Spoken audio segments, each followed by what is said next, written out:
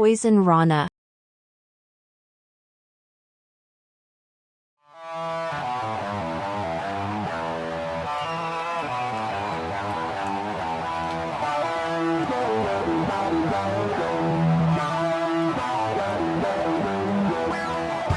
First time in a long time, but back like I never left. Taking each day as it comes, you know me, I don't read ahead. Watch me burn down everything, BDE on the TV set. When I'm in control on the road, you can never really know what's up next.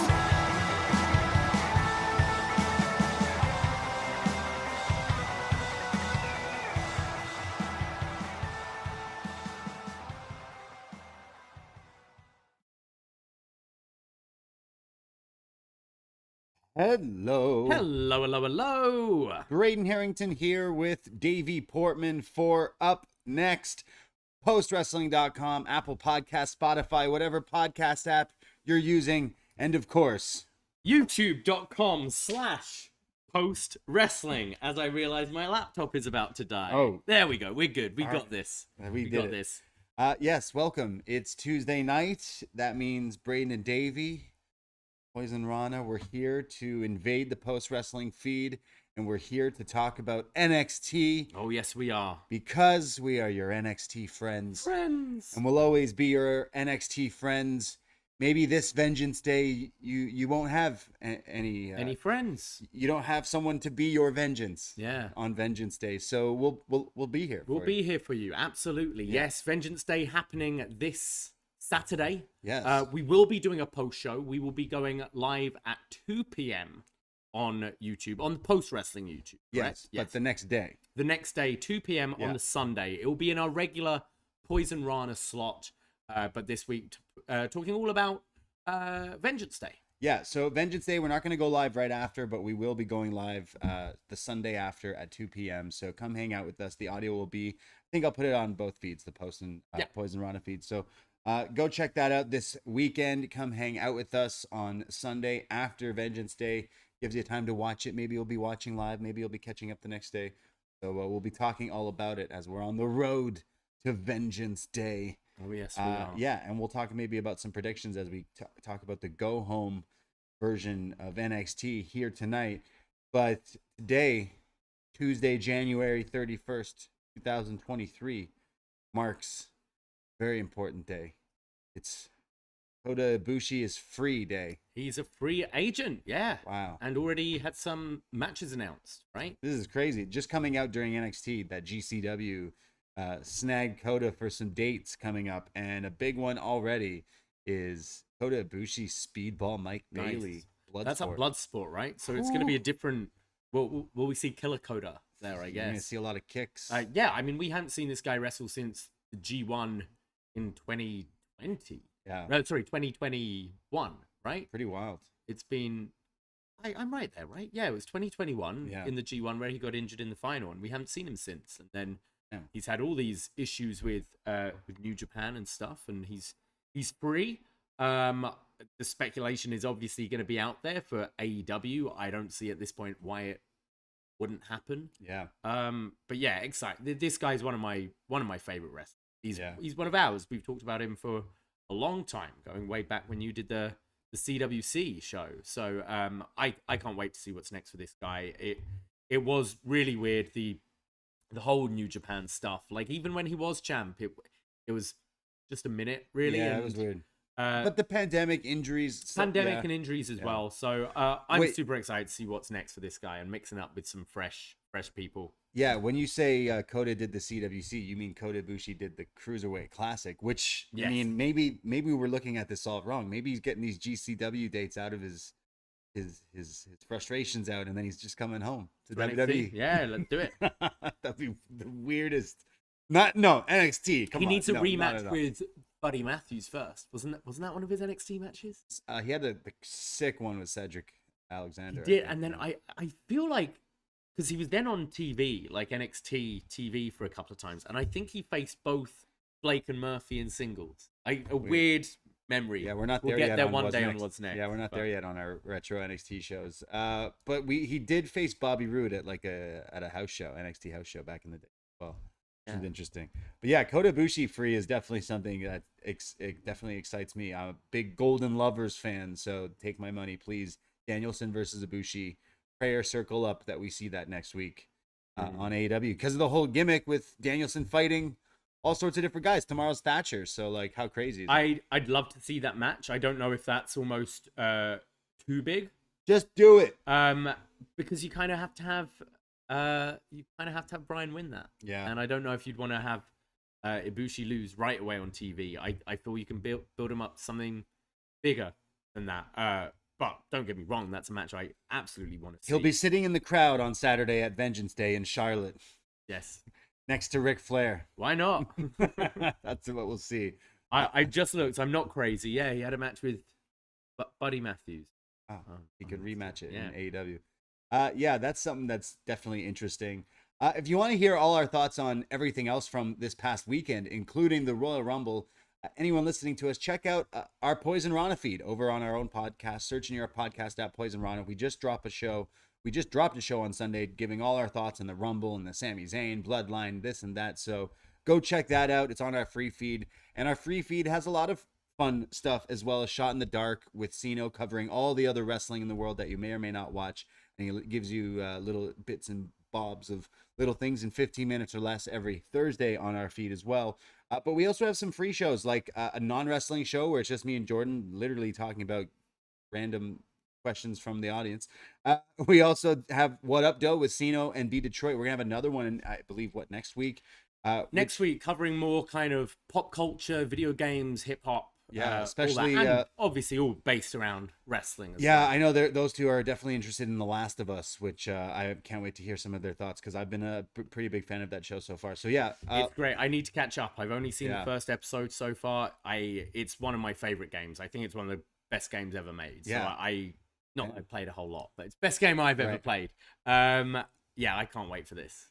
Well, go check us out on our free feed. It's all these different shows, and we do so many weekly. But if you do want to hear more of us, go to our patreon.com/PoisonRana, because we do something here. We like to pour one out when someone leaves WWE or leaves NXT or things like that. And I mean, a year ago, Shane McMahon took his ball and went home.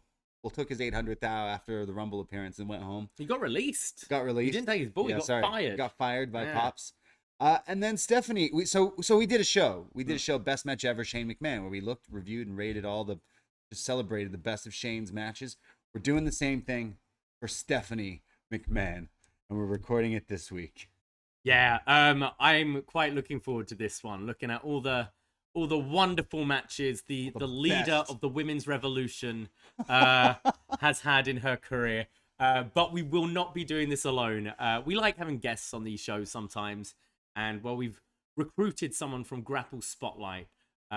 We had already reached out to him, be like, hey, have a think. Do you want to do a best match ever down the line? And then when the news of Stephanie came out, I was like, well, there's only one man we can get. Matty Edwards, who big WWE stan over there at Grapple. Okay. He'll be joining us. I think this show is going to be a lot of fun. Yeah, so get your thinking caps on of the best Steph. We're going to talk about some Steph moments as well as matches. Which that's on our Patreon this week. We also have another What's Next. We mentioned we go through retro NXT, so we got some looking at Sami Zayn, which is crazy. Looking at Sasha Banks, Monet. There's some crazy tie-ins to the future. Oh yeah, what goes on? We're at the very end of 2013 in that show. But that will be coming out next week. Yeah. We're banking this one because I'll be away. So that'll be on the feed next week. But if you do want something free, well, we have recorded a show on our Patreon last year around this time for Valentine's Day. So we thought we'd give it out to you people for free if you haven't checked it out, in case you need some Valentine's love this month. This Vengeance Day.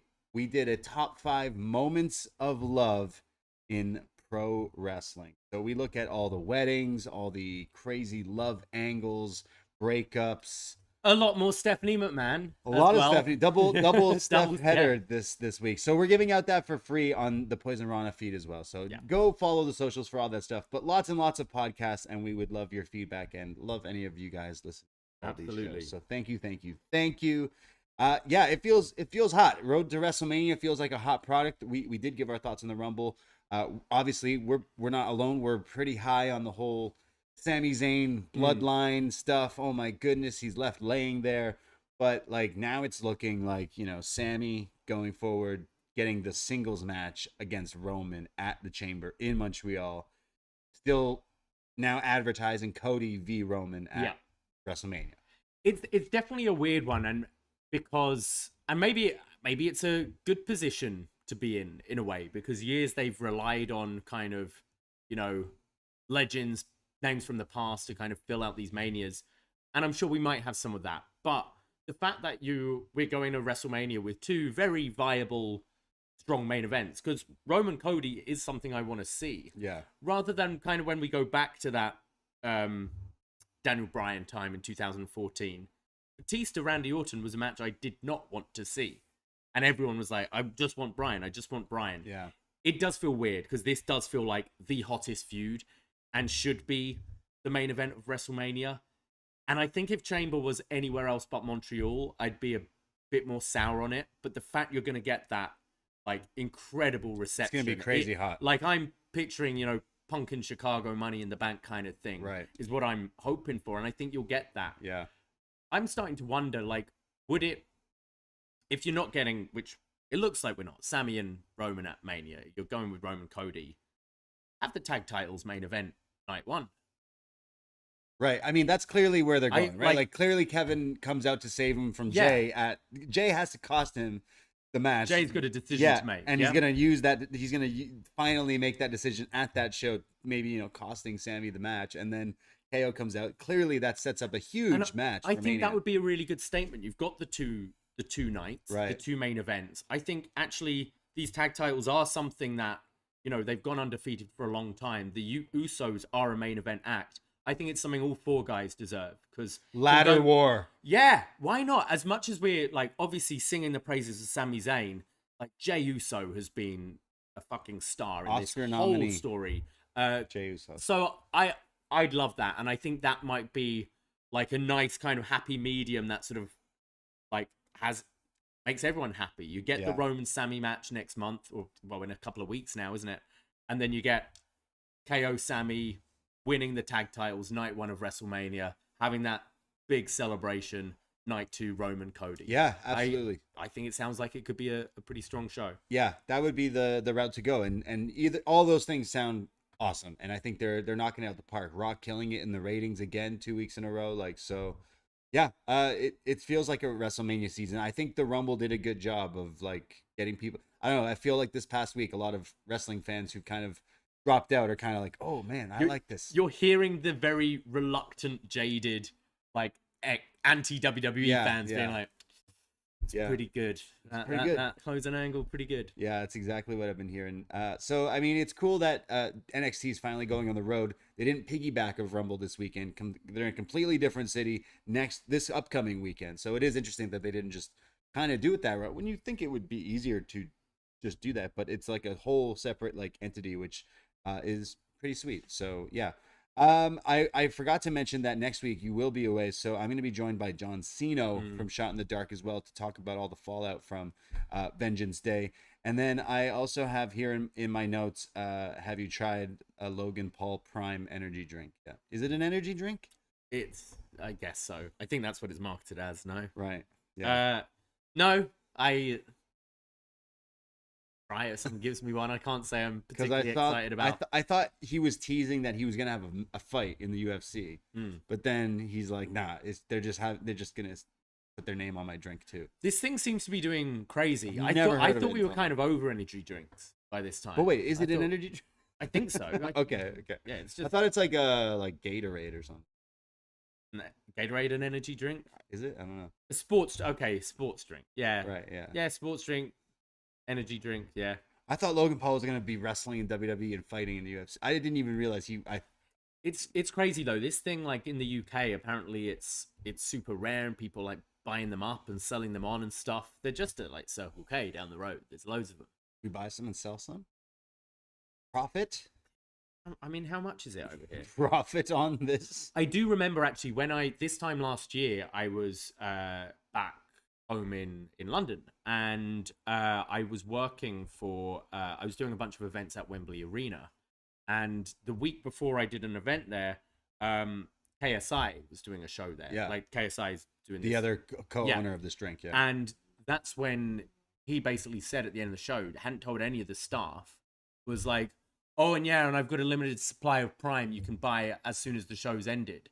So obviously it was a complete like stampede of people there and stuff like, cool, you could have given us a heads up. They're like, yeah, we're handing out these free drinks, go and get Prime.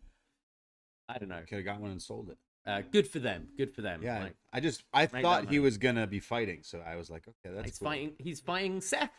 Mania. He can't. It could be night one main event. Can't handle Seth freaking Rollins and a UFC match. Come on. That's exactly. I was like, whoa, man. What if they fought in the octagon? Yeah. Fight pit. I thought Seth. I first, I watched the Rumble and Logan Paul is the one who eliminated Seth Rollins, but after some choice words from Seth Rollins in one of those interviews from this past weekend, I figured the WrestleMania match was Seth Rollins versus CM Punk. After calling him cancer to the WWE, stay away from my locker room and my company. Damn.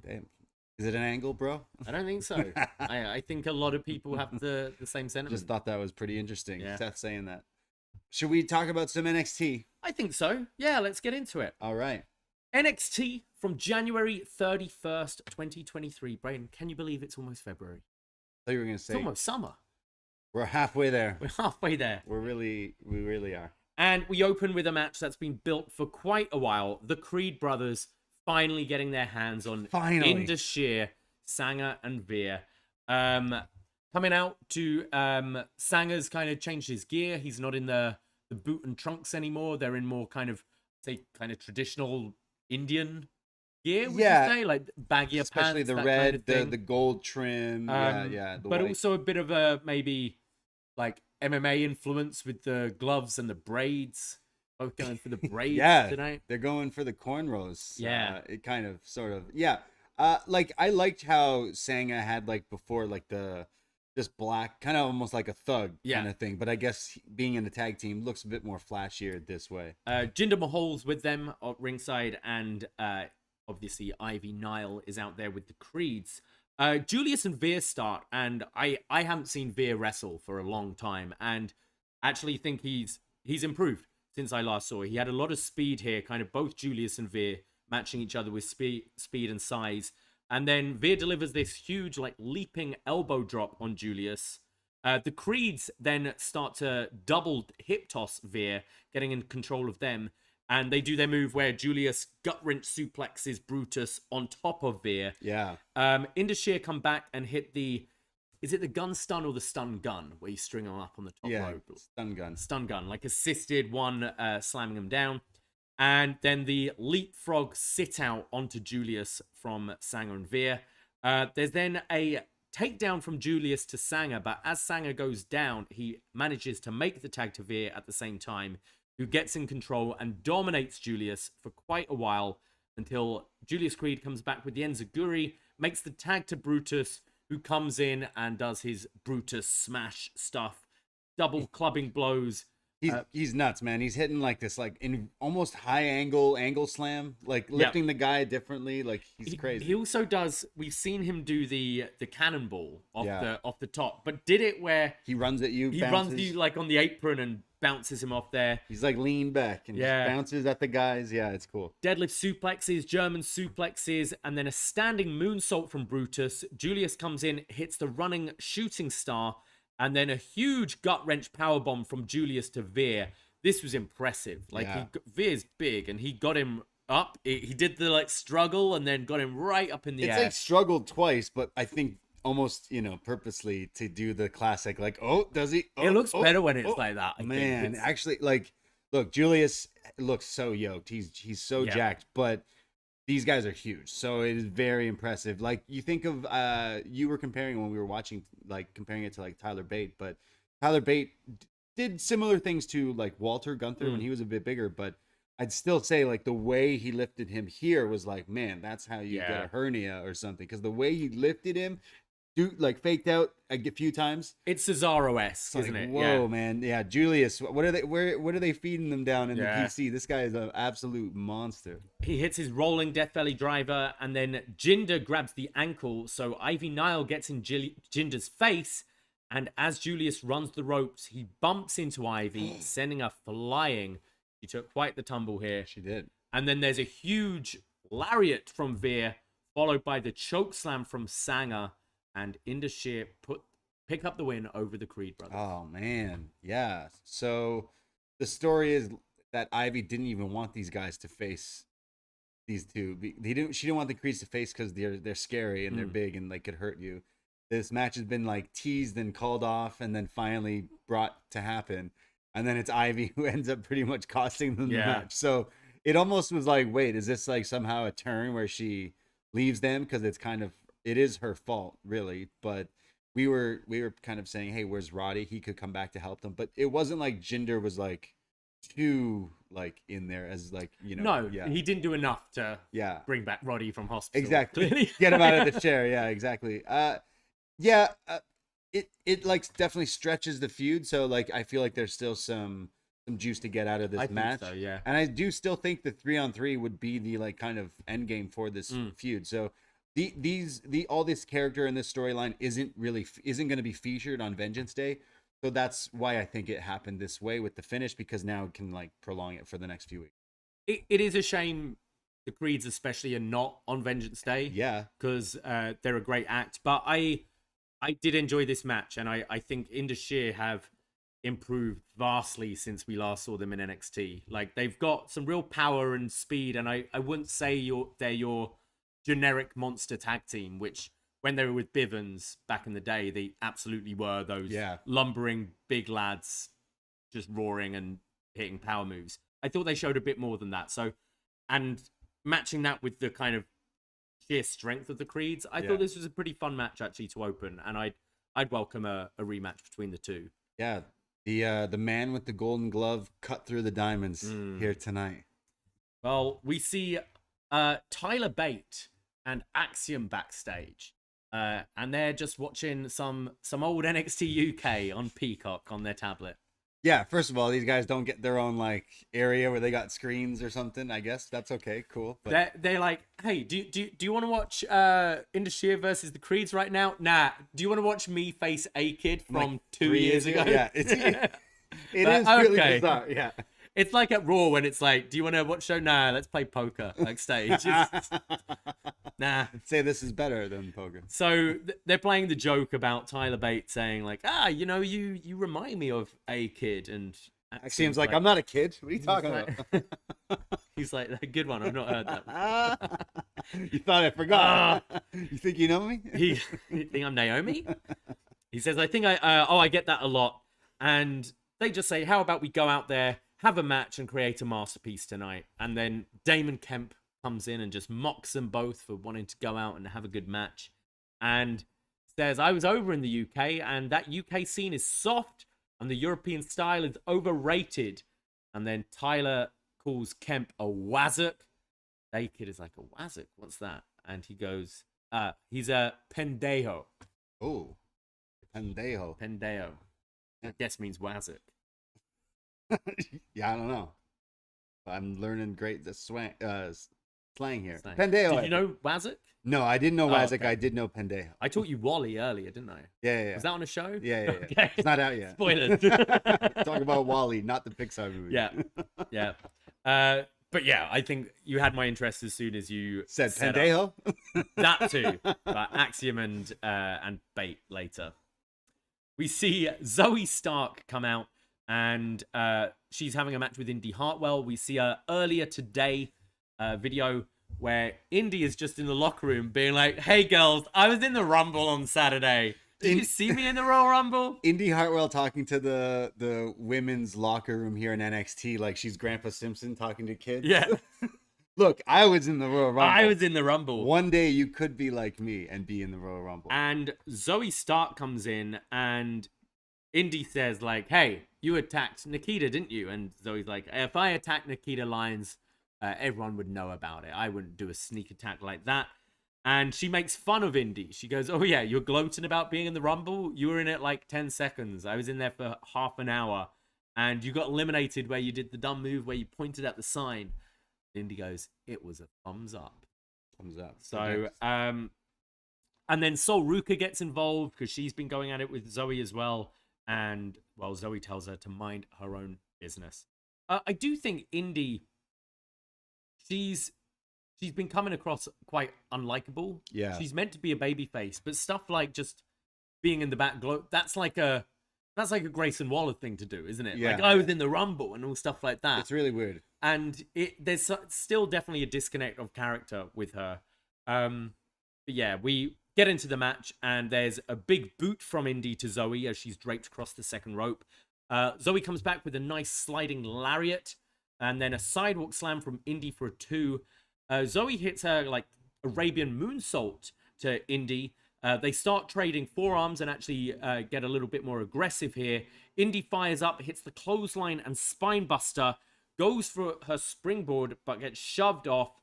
And then Zoey hits the, what do we call it? The Zoe to sleep, the Zoey go round. They say, yeah, Zoey go round. And it's like, that's what you landed on? The Zoe to sleep would be so perfect. Yeah, it looks cool. Picks up the win here. And after the match, Zoey's continuing the attack on Indi when Sol Ruka runs out for the save, and Booker T asks Zoey for a cup of coffee. Yeah, that was weird. I didn't understand. I didn't understand that. Am I missing? I've never heard that one before. Can I have a cup of coffee? Give me a cup of coffee. It's normally like a derogatory thing, yeah, right? Yo, go get me a cup of coffee. Like, hey, intern. Yeah, like, exactly. It's like undermining someone. So but is that what he's trying to do? Booker doing it to Zoey just felt weird. But I thought the two matched up quite nicely. Both went in a little hot. Like, both are not afraid to like hit each other. Zoey especially. I didn't mind this, but there's just definitely that disconnect with Indi for me. Yeah, the Indi thing is so strange. Seeing her in the Rumble was great. I thought both of them had great gear as well. Indi's definitely definitely pops with like the teal and the pink there.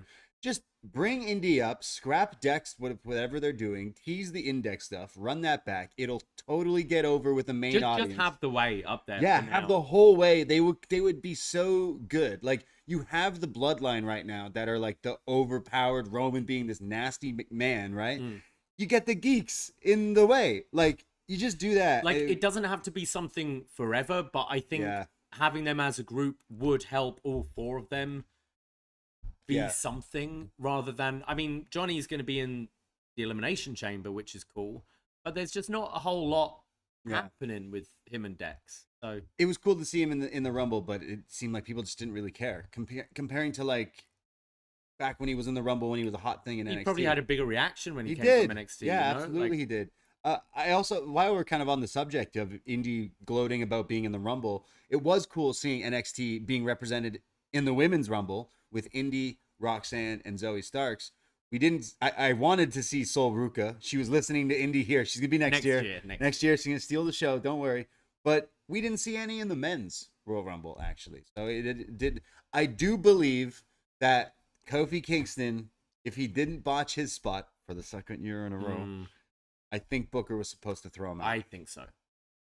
We need to so. see that storyline be brought back up. There wasn't really any mention of it tonight. It will be interesting to see now the Rumble's over if Booker continues being as heavy with the New Day. Because I didn't notice any comments tonight. He didn't really get the New Day were really in it. Yeah, they didn't get an opportunity to. But it would be interesting to see because I 100% think that would have been the spot. I was picturing, Braun Breaker showing up. You put Roxy the champ in there, and I figure Braun getting in there. They didn't. I mean, their men's division is pretty stacked as well. Like, I think you had that whole Rumble without anyone from the Bloodline in it. Like, True. Unless you've got an interesting thing for them to do, because I think all the NXT women didn't really do much in there. Yeah, and going back to NXT here tonight, I didn't think too much of this Indi and Zoey match. I do think it would be more interesting if Zoey just was like, I took her out again, because she was the one who hurt Nikita. But going forward, I feel like anyone attached to Indi, the feud is just kind of thing because she's still a babyface heel. I'm not sure. I imagine the reason why Zoey's not taking credit of it. This isn't Nikita's going to be out for a while. Right. Like, they showed her a successful surgery later, and they say like she's going to be out for months. So you don't know where everyone's going to be. So once she's ready for her return, that's when you continue the whodunit angle. know. And it could be anyone who did it. It could be someone who's nobody in NXT right now who will be somebody by then and gives them something. But you've got to move Zoey onto something else because you can't just have Nikita in. Yeah, what did I say last week? It probably was Sol Ruka because she's got her push. Yeah. So it makes sense. Yeah. But yeah. I actually like Sol Ruka coming out for the save here, and that is a match I want to see. And I do want to see Sol go over Zoey, and I do think there is something there with her. Hasn't she's got a win on her already, no? Sorry, she beat oh man, She beat Alba Fire last week. Yeah, that's right. Yeah. But now clearly we're gonna get this match like next week, I imagine. We get a vignette for the Schism, and they say we've been kept from the championship since the Dyad's inception, and we will alter others' reality. And Alba Fire, Ava Rain goes on to say that Chase U worships a false idol. You are not a family. You are abusive. And it's showing clips of Andre Chase going like, "Get the fuck out, Mark! Get the fuck out!" Devious, as it shows Duke Hudson, and delusional. Chase U will fail. And there is no unit stronger than the Schism. You know what, Braden? We have 4 roots on motherfucking tree. Family. Yeah.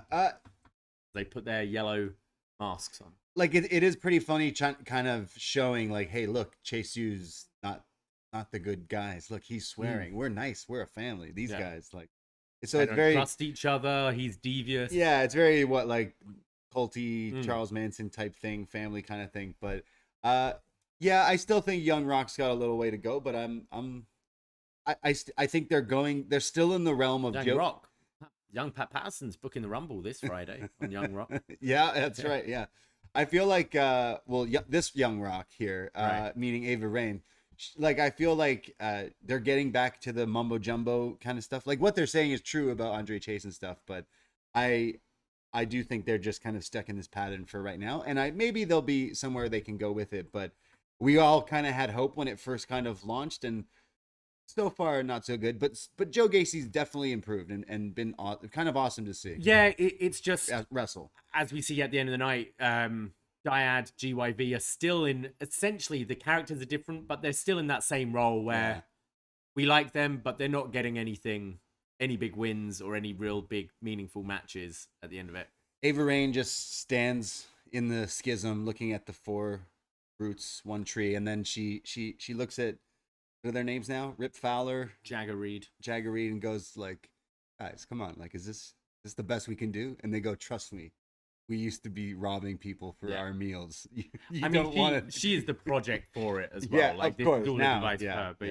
But I think they're in maybe the same spot. I don't know. We see Apollo Crews, who says, "I'm so excited about Vengeance Day that I've gone to Charlotte early." And he does a little tourism guide for Charlotte. Visit Charlotte.com. Talks to us about the restaurants and the pier. Is there a pier in Charlotte? He's like, Charlotte, I'd love to go to Charlotte. Have you ever been to Charlotte? No, I'd love to go. It's somewhere I genuinely want to go to. I had What did I have? Burgers in Charlotte. White Castle. What I had. Good for you. It was great. It was so good. I recommend Visit Charlotte. Is that a better tourist ad than what we got from Apollo Crews? Speaking of Charlotte, Rhea versus Charlotte at Mania. True, yeah. I think that sounds pretty good. Yeah, it does. She got to get her win back. Yeah. Wasn't the match we were all expecting, but I think it actually makes more sense. I wasn't expecting it, but I think Rhea's so hot that if you put her against Bianca right now, I think you'd risk Bianca kind of getting some boos and stuff. Right. So yeah, she's like babyface essentially now. Yeah. Against Charlotte. So, I don't know how they're gonna try to make Charlotte the babyface. I think they're just gonna lean into the popularity of Rhea. I hope so. But yeah, looking forward to that.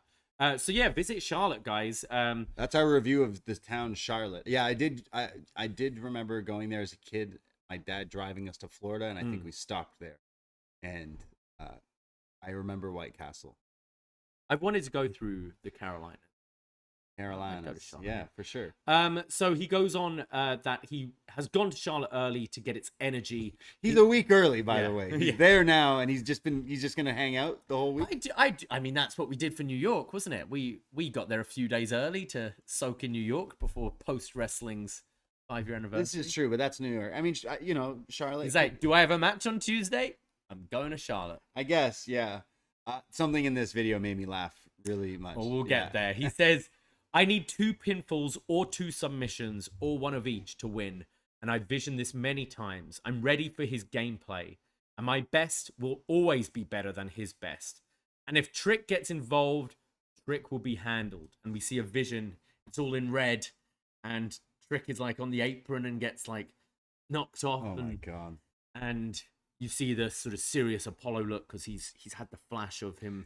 Okay, Trick Williams. This was so cheesy. They instantly lost everything again for me. When it shows the vision and then it like comes back like and then the dream sequence goes back to his vision. He's doing like, Professor X and X-Men, and then he goes, oh, and shakes his head like, what did I just see? When you wake up from a nightmare, right? But think of like an acting class, but like this guy's first ever acting class, and they decided to film it and decided wake up from a bad dream. This was his reaction. It was like, come on. I thought we were getting away with that. It made people laugh this whole week of just the image of this guy sitting in the barber chair, right? That was lame on another level. Yeah, that was lame on some other level, and somehow you managed to make it even like worse. Yes, the 2 out of 3 falls is probably going to be the best match on Saturday night, and it's the match I'm most looking forward to. But when it comes to the build in this story, it is so lame and it is so goofy. But the vision of him shaking his head, oh my goodness, this vision. He ends the promo saying, Mello wants to call me the past and him the future. At Vengeance Day, the past will dictate the future. Which I actually think, if you take the actual predictions, visions, things aside, I think that's a pretty good line. Right. But it's just so goofy in the context of these visions. He'd just be like, Carmelo Hayes, this Saturday, you won't see. Speaking of goofy, out comes Wes Lee. Why? Because what he's about to say? Oh, he was... what he's about to say. This guy is not cool. At all. We love Mr. Lee, Wes. We see him backstage making out with his title just before the commercial break, before he comes out here. And he says, this Saturday we're going to North Kakalaki. Is that what he said? Yeah, North Kakalaki. He got no reaction. No, a few people popped, and that's why he repeated it. So then he said it again. I have heard this before, Okay. To be fair. I have heard people say this before. So he's not completely, like, off. But there is, like, 12 people in this CWC. So, like, if you don't get... They don't get it. Like. Yeah. He says, I have my biggest challenge with Dijak. He claims to be serving justice, but ultimately, he just wants what is on my shoulder. And it's probably going to take an ass... I'm probably going to take an ass whooping this Saturday, but the Cardiac Kid will rise as your North American champion. And then we see the like, prison gates on the video, like, close down, and the lights go out. Oh. And Dijak comes out in his aviators and his leather jacket. He says, Mr. Lee, I want you to soak this in. Enjoy these moments because these are your final days as North American champion. And he says, that was a very passionate speech you made. Was it? Was it really? It wasn't really. It wasn't really that passionate. It wasn't that passionate. And he said, the reality won't make a bit of difference. You had the opportunity to hand me the championship, but you're too stupid to do that. And I'm the biggest and baddest, and I will rip this title from your cold hands. Wes goes, yeah, that's what you're going to have to do. Pry it from my cold, dead hands. And I've gone through everything here. Every trial and tribulation I have fought. And when I felt like I couldn't anymore, the support from these fans showed me that I can reach levels I could never believe I could. And you're not just fighting me, but everyone from the Wes side. From the Wes side? From the Wes side. I like that. I love a good... I'll give him that one. Good pun. Yeah, you should run with that more. My problem was this crowd just weren't into him this week. And the whole thing was how this crowd are behind him. And they seemed pretty indifferent. But I got to say, his promo wouldn't have really inspired me particularly. Yeah, I mean, Wes always wasn't the like best talker in the Rascals, but he still seemed a bit more relaxed when there was like more of them, especially with him and Nash Carter, right? But there's something about like he does seem like he genuinely is probably a cool dude, but something about whenever he cuts these promos that maybe it's just too scripted. I don't know what the deal is, but we've been saying this since he's been in NXT. It's kind of that Ricochet level to me, where I feel you should be just cooler than you are, and I don't know what it is. Maybe we need a bit of a character change from him because he's just playing Wes without Nash. Yeah, and there hasn't we've seen him like have the story of struggling, but like I don't know, it's that kind of, you know how John Cena would just have a goofy babyface promo, but like he'd get away with it because he's John Cena. Sometimes, yeah. Sometimes, yeah. It wouldn't. I get that from him, but it's like, you ain't Cena. But yeah, maybe I'm being a bit too harsh. But yeah, there's just something that doesn't. This whole segment. Well, anyway, Von Wagner then comes out. Yeah, it gets better. Yeah. What can we do? I mean, look. We got Wes. We got Dijak. He's talking about justice. He's talking about North Kakalaki. They're drowning out there. We need someone to go out and save this segment. Send Von! Von Wagner.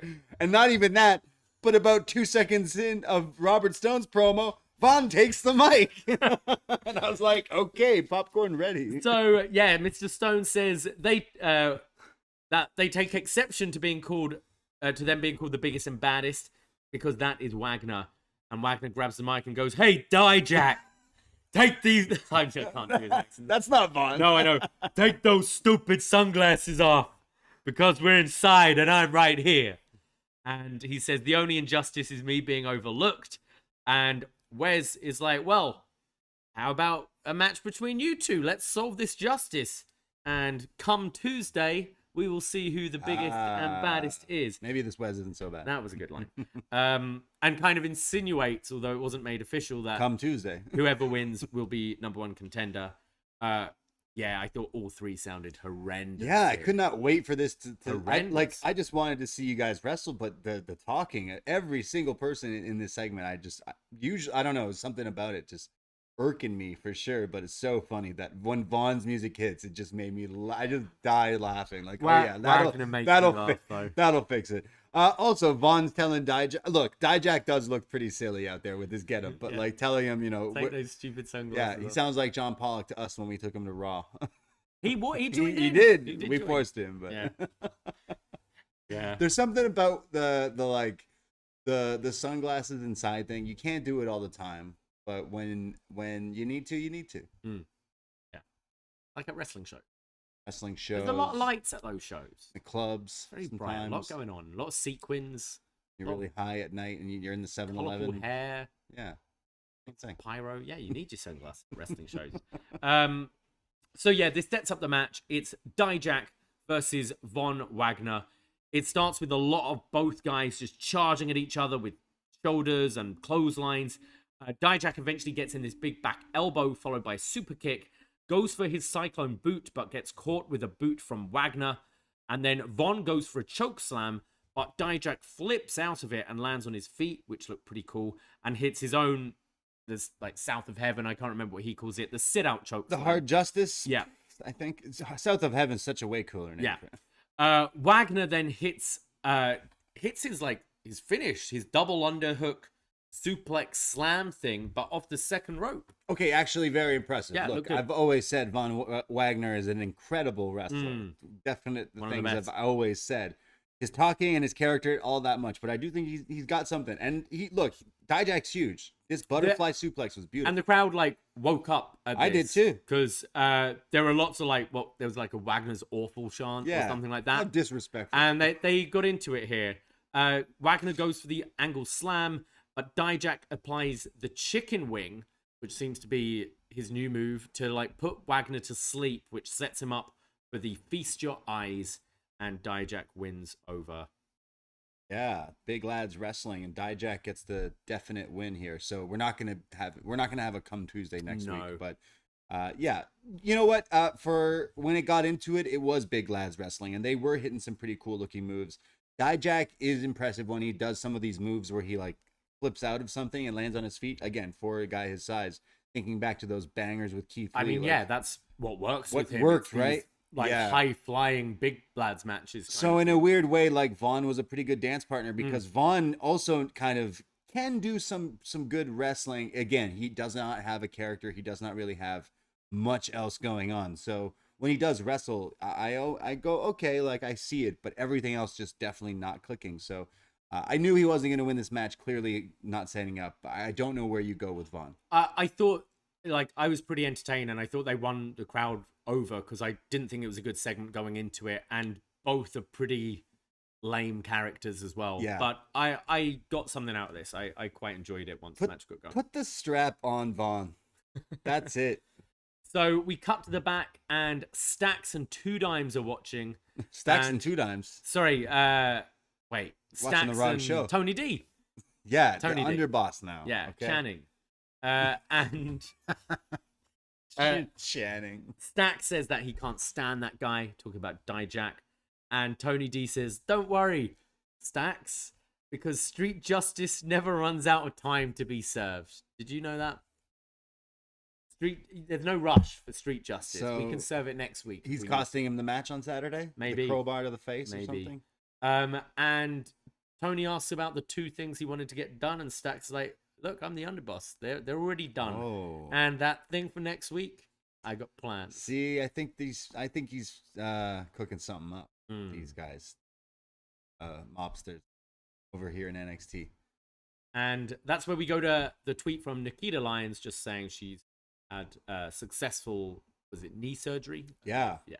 I'll be out for a while. Yeah, and then we get this great video package, basically like a 60 minutes 2020 Dateline Expo. They did this years ago with the Who attacked Aleister Black thing, right? Where it recreates the moment, but the it's best NXT Mackenzie. It's Sherlock Mackenzie here. Yeah, Mackenzie Holmes. She breaks this all down. Again, it's like this, it's like 2020. They're like, okay, here's the footage we do have. And then they darken out parts of it. And then they show you look over here, highlighting So it's replaying the clip from last week where money, Lyra and we were meant to get Lyra versus Cora tonight. Were we? Yeah, that was advertised last week. Weird. Yeah. Anyway, but it's replaying it, but now pausing it and highlighting different characters from the NXT universe who are there. So we see Valentina Feroz walking away. Definitely not her. No, Come on. she was a little she was a little bit mean lately. Change. Yeah, true. Ariana Grace and some kind of new PC talent walking away. Then an unidentified woman driving off. Elektra Lopez and Lola Vice walking away, and then as you can see there, Tiffany Stratton looking very uninterested about what's happening, searching through her bag. But is there something in her bag? And then you see Lash Legend and Tatum Paxley walking away. And that's where Indi, Hartwell, and Lyra Valkyria show up to check on Nikita. And we see Wendy Chu in her car.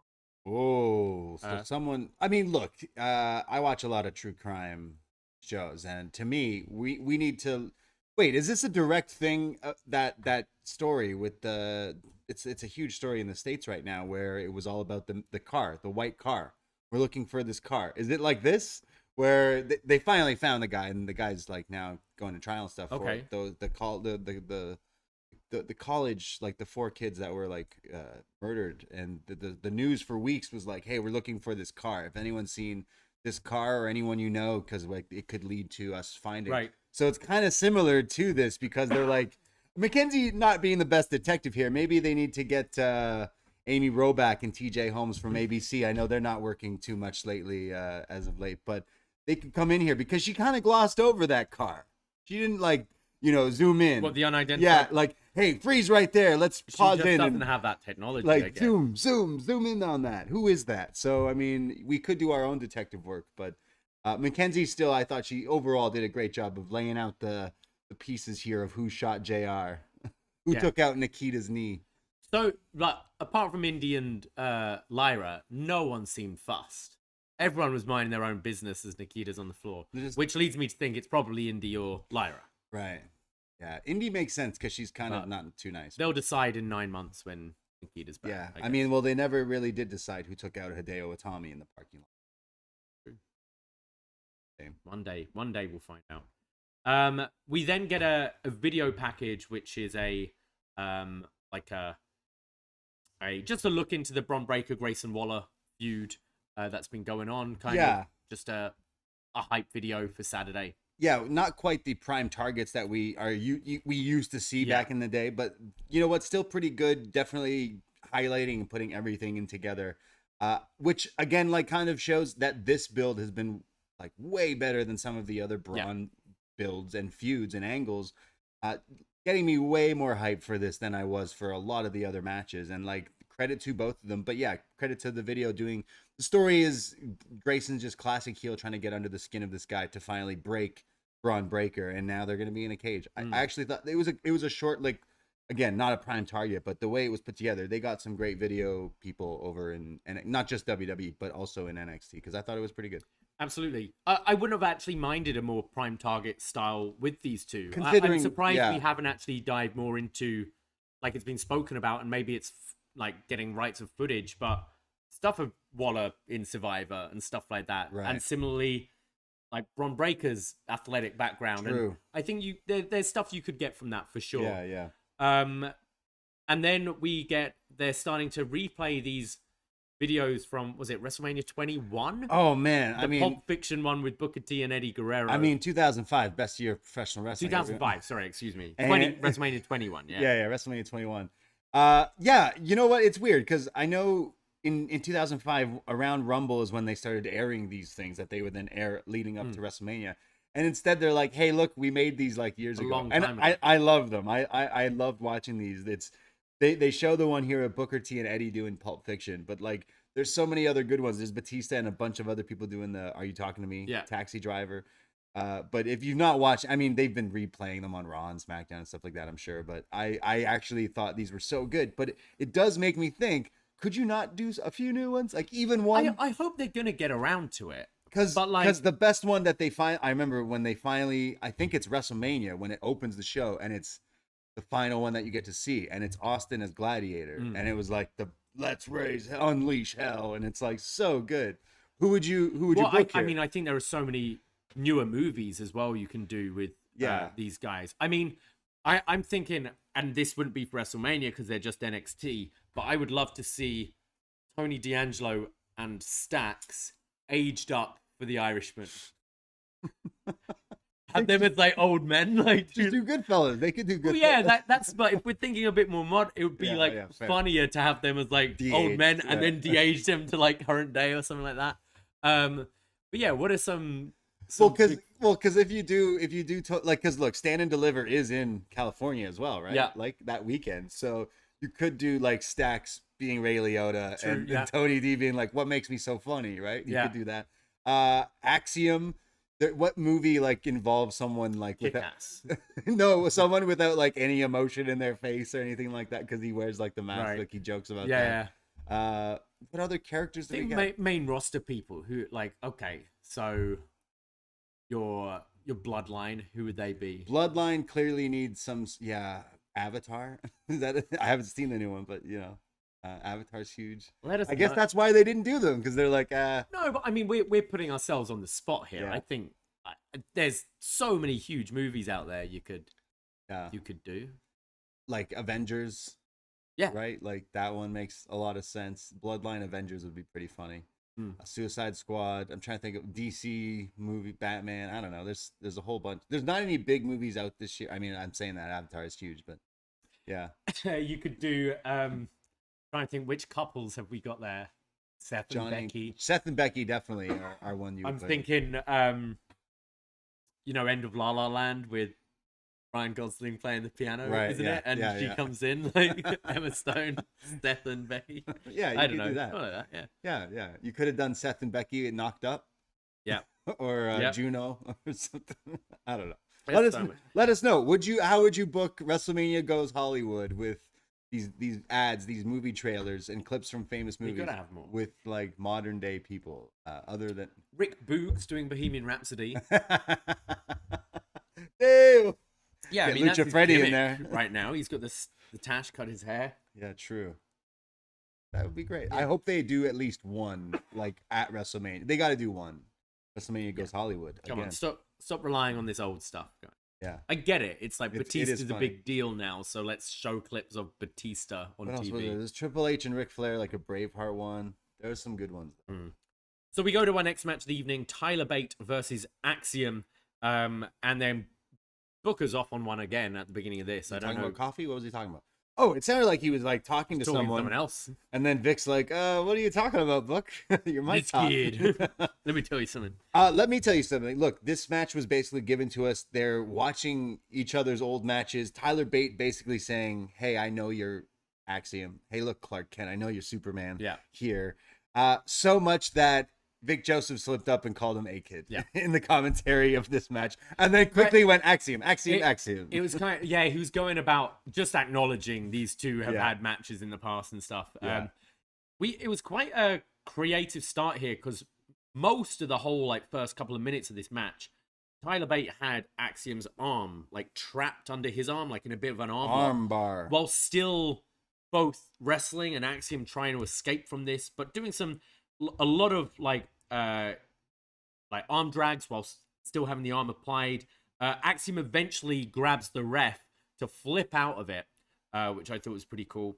Tyler Bate then does his airplane spin. Yeah, look, they go to commercial, and when they come back, he's like doing the spin and then still doing it for so long, and then like stops, pretends he's gonna fall down, goes up back the other up way, and spins the other way. Oh my god, this match was great. And then Axiom comes back with a Kiyomiya level PK to the face, taking off Bate. Shibata Axiom. I was ready for Tyler Bate to go full Okada and just drag him out the ring and beat the shit out of him. Yeah, this is a huge PK. This looked huge. There's then a sleeper and then a super kick from Axiom. He then goes for the schoolboy, but Bate traps the legs, kind of like the Bulldog Bret Hart spot from SummerSlam. This was blowing my mind, actually, how Tyler Bate countered this schoolboy into this, like, I don't know, technical leg wizard trap thing, and then into that pinning thing. Very impressive. Bate hits the bop and bang, followed by his bounce off the top rope lariat, then goes to the Tyler Driver 97, but this is countered into like a double underhook back suplex from Axiom. Bate bridges up, and then they kind of spin around and go back down. Like Axiom moves the arms around into a different hold to try and pin him down again. Yeah. Bate bridges up again, spins it round into the Tyler Driver 97 a second time. This is counted into a Hurricane Rana with a pin attempt. Yeah, Rey Mysterio-esque Dragon Rana almost. And then Tyler counters that into the Tyler Driver, this time hitting it for a third time and picking up the win in a great little match here between these two. Oh, yeah. It's been a while, but definitely a match I would recommend cherry picking for those who don't usually watch NXT. This had to be one of my favorite NXT matches in quite a long time. And you know what? As soon as it was announced, grabbed my trusty bong. I was ready for this, and it totally delivered. Man, Tyler Bate, I've missed this guy. His wrestling has been fantastic. He's put on some like pretty awesome NXT UK, all that stuff matches, and watching this here, I give Axiom all the shit for being this guy in the mask, but like, dude, anytime these guys wrestle, they're awesome. So I really love there was no story going into this match except, hey, I think I know who you are under that mask. If anything, maybe I'm in my own bubble. We were watching. We're like, after this match, they shake hands. We were like, yo, now's the time this guy beats the shit out of him, takes the mask off, and goes like heel or something. But I really enjoyed this match. And to see a lot of things that I haven't seen in wrestling before, including some of those arm traps and stuff like that. Like, in today's age, it's probably really hard to come up with something that no one's ever really seen before. And I think Tyler Bate and Axiom are both two guys who always do that. So I actually really enjoyed this match of the night. I really love this match too. Both, I think anytime either of these guys are advertised, you know you're gonna be in for a bit of a treat. My question is, where is the kind of ceiling for both these guys? Yeah, both are still so young, but Tyler Bate especially has been in this system for such a long time now. Yeah, and I don't know what the evolution is of him. In a way, as much as I know you don't like the Axiom gimmick, I see that working a bit more on the main roster. him, because the mask and stuff like that, just being a superhero. Yeah, kids like him. He does some flashy moves. I see him actually maybe working a bit more, and he is very bland looking under that mask. Like, not a bad looking kid. Yeah, not at all. But a bit bland. So I see that the Axiom thing may be working for him better. Tyler Bate, as much as, look, we cover NXT every week. That's what we do. If I'm seeing Tyler Bate and Axiom wrestle every week, that's awesome. But you got to think, eventually you got to level up. What's the next stage? Eventually you got to turn into Butch or something. You know, like, I don't know, because I feel like we had this conversation about Tyler Bate 3-4 years ago. Yeah, the thing is, his wrestling's pretty good. His gimmick, you know, he has some comedy elements, but he mixes in the actual wrestling so well. In WWE, there's a ceiling for someone. Look, we got so excited when Johnny Gargano got pulled up to the main roster. They treat him like so good for about a week, and then now he's like such an afterthought, such another small guy being booked in WWE, and that's how I would imagine what would happen to Tyler Bate. Whereas I watched this and I'm like, oh, this is actually something I really enjoy watching. I thought they both really meshed well. I mean, we do see times as well, like, it takes time, and the cream does right. We're seeing it with Sami Zayn. Like, he was a Johnny Gargano on the main roster for a long time. Sure.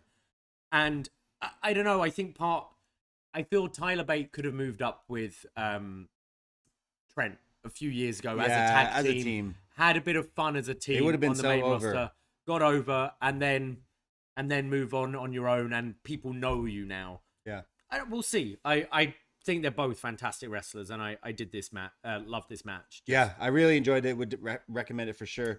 We look in the chat right now. I think I know you. RYN says Axiom is pretty much Spider-Man, and which then made me see his other comment, kind of answering a question we asked a little earlier. What wrestlers would you put in WrestleMania Goes Hollywood? And RYN in the chat suggests that the Bloodline should be the Reservoir Dogs. Love it. Oh man, if you get little green bag with all of them in the suits walking, the Usos, Roman, Paul. Which one doesn't tip? Which one doesn't? That's the opening scene. Yeah, Paul Heyman. 100%. Book it. He's still got that tab he hasn't paid off from years. ECW? Yeah. Everyone in ECW? Yeah. He still owes everyone a lot of money. After the match, they have a sign of respect. They shake each other's hand when Damon Kemp runs in and attacks them from behind. Oh. So, you know what? Kemp has been quite impressive in ring. Him versus Bate, I think, could actually be pretty solid stuff. Yeah. Kemp, cool to see fight either of these guys. But yeah, I just was pretty blown away by this match. I wonder if anything on Saturday could top Tyler Bate and Axiom from this match. I really liked it. Yeah. We go to a video package. We see Isla Dawn round a fire, and she's sprinkling shit into the fire. It was clearly from last Wednesday night, which was Burns night. It was. So, like, here, Isla Dawn and Alba Fire celebrating. We joked about how they probably should be celebrating together. They should be. And here they are. Well, shout out Whiskey Bry as well, who... we had a Burns night. We were Scottish last week. We had haggis pies. Everyone, some people just went, and some people went, ooh, okay. Honestly, if we just said, here's a pie, you'd have loved it. Yeah. Like, I've never had haggis before, but I had a haggis pie last Wednesday for Burns night, and it was quite delicious. Lovely. You wouldn't know what it because of the movies and like things. A meat pie. Yeah. Oh man, it was so good. We had Scotch tasting. Mm-hmm. Oh man, we were treated like kings. I also had a London Pride, not very Scottish, and a Guinness. Yeah, we were drinking Guinness in London Pride. We were waiting, and then we just saw all these Scottish people drink Guinness. Like, all right, okay, can we? It's a good Guinness too. And then deep fried Mars bar for dessert. I did not know this was a Scottish thing, but I learned, and it was pretty delicious. Probably why my teeth are hurting today, still from last Wednesday. And then on top of that, they played Train Spotting on the TV. Yes, T2. It was. I thought, oh, was that what it was? I thought that was just a really long Expedia commercial. I had a great Burns night, and then we went and sang some songs. I even sang "I Would Walk 500 Miles." You did. We were so Scottish last week, people. So Scottish. So, happy. We hope you had a Burns night. Happy belated, guys. Not as good as a Burns night as Alba Fire had, though. Yeah, so it's Isla Dawn and Alba Fire round a fire, and they're purging the constraints of the past. They transfigure the uninitiated members of this house, as there has always been a rage in front of you. You just needed a little gentle nudge to do it. Join us as we let go of our unbridled passions, as we shed our evils, as we relinquish our need for control. These emotions no longer serve us. Then we see Alba Fire get some water and puts out the fire. And submitted for the approval of the Midnight Society. Very much so. I call this story the tale of the two witches getting together. Yeah. Like we kind of thought, like, hey, why don't you just be friends? So with this ritual, the initiation process has begun. So Isla's initiated Alba Fire into her coven, I guess. Yeah, the witches are getting stronger. This makes, I mean, just Alba Fire's look as well, with like the long red hair, like she fits this. Like, why not put them together? She's not doing anything else. We've now got another team who can face Casey and Hayden down the line. Look, I like these two. The fact that they've just been kind of chilling NXT since NXT UK, I do think that these two now as a unit could possibly just instantly become a way better thing. So it makes so much sense. Did Alba walk off with Isla? Yeah, last week she was just laughing. I barely remember. Yeah, that was the end of the show. So okay. We were joking, like, hey, they're gonna go out for a cold one. It's Burns night, and like that's clearly what they did, and that's what they were around the fire.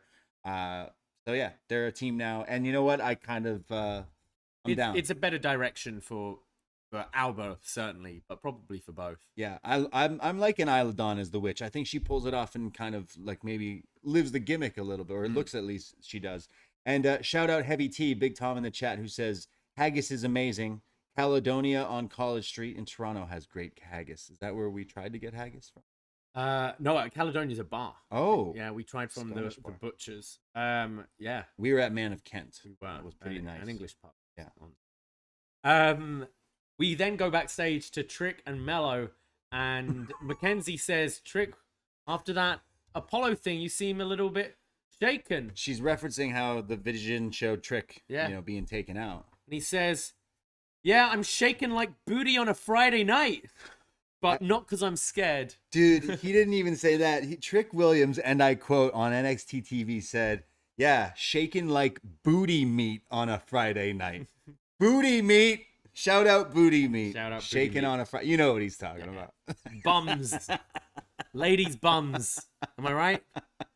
Who said it had to be ladies? He just said booty meat shaking on a Friday night. Men can have booties too. Yeah, exactly. Come on. We're all booty here.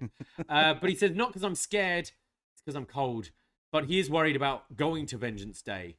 And because of the Vision, which Apollo sees in his head and we see it on TV. Yeah, it doesn't make sense.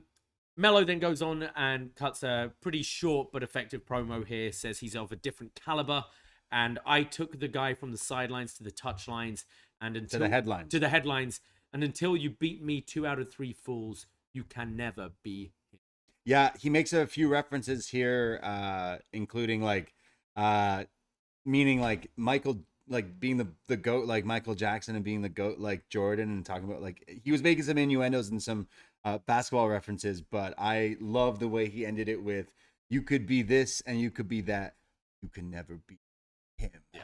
Man, this guy great. He cuts a promo like here in this backstage thing. When you watch Apollo's thing that had like a million different camera cuts and stupid storylines and still a terrible promo, and this guy comes out here like I presume just one take and kills it. Like this guy, it should be on the main roster. This is what I I'm kind of talking about when I'm seeing Wes Lee. Yeah. I'm like, there's no cool factor. Is it because he's a heel? I think that does help for sure. There's definitely, you get that cool heel swagger, and then once he turns babyface, he can completely use all of this still. But he's a very natural talker. I think his cadence is really good. He knows when to like emphasize certain words and dip his voice, and which is all important stuff. It makes it way more engaging. I think he's head and shoulders above most of this roster when it comes to talking. Dude, he's head and shoulders above most on the main roster. Yeah, I think it should really serve him well. This act is hot. I think both of them. Trick is great with Mello as well. And I'm looking forward to seeing the day they move up and hopefully aren't made into jokes or anything, because these two are pretty special. I think if Mello could be an absolute star. Look, Mello versus Apollo this Saturday, 2 out of 3 falls. Like I said, it will probably be the best match on the show. And going forward, I do think that the stand and deliver big main event is Carmelo versus Braun. We've been saying that forever. That needs to be the match. Yeah. He's such a good talker, man. And I'm sure he's going to back it up on Saturday night. But great promo. We follow up with an interview segment with Roxanne Perez with Toxic Attraction, JC Jane, Gigi Dolan. It's the split screen, both in different rooms, as Vic Joseph is interviewing them from the commentary desk.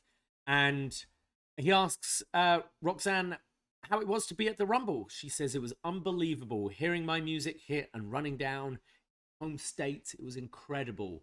And JC goes, yeah, incredibly pathetic. And you're not going to WrestleMania, just like you're not going to win at Vengeance Day. And we saw your face when you were put through that table, and you're going to have the same face this Saturday. You like to act, and this is where Roxanne says, you like to act like your best friends, but there was a lot of truth in what both of you were saying to each other last week. And it's only a matter of time before the crack show.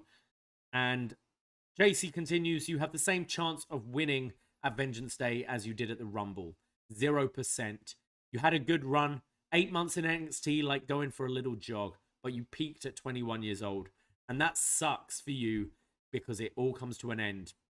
Roxanne keeps on trying to get a word in, but the two of them just keep interrupting her and say, you made one mistake messing with Toxic Attraction, and whether you like it or not, it will be 2 versus 1.